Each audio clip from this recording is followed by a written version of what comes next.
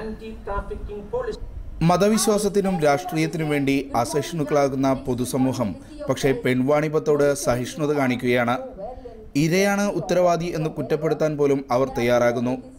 താൻ ഇടപെട്ട് മോചിപ്പിച്ച 10,000-ത്തിലധികം പെൺകുട്ടികളിൽ ഒരാൾ പോലും സ്വന്തം ഇഷ്ടത്തിന് ശരീരം വിൽക്കാൻ തയ്യാറായവരല്ല. Who is responsible for making this girl a criminal?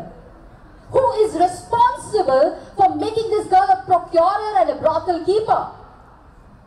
In my opinion, each one of us sitting here are responsible for this crime.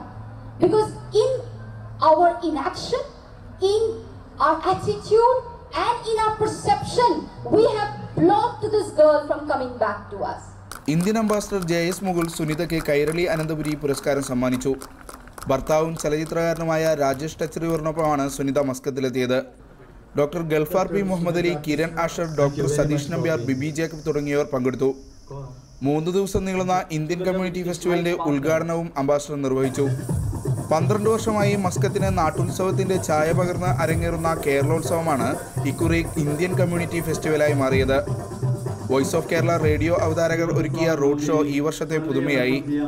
ഓരോ മണിക്കൂറും സ്വർണ്ണ നാണയം സമ്മാനം നൽകുന്ന ഗൾഫ് മാധ്യമം ദുബൈ ഗോൾഡ് പ്രശ്നോത്തരിയും നിരവധി പേരെ ആകർഷിക്കുന്നു. ആയിരക്കണക്കിന് പേരാണ് മേള ആസ്വദിക്കാനായി കുറം മറാലാൻഡിലേക്ക് ഒഴുകുന്നത്. മേള ശനിയാഴ്ച സമാപിക്കും. Media 1 Muscat.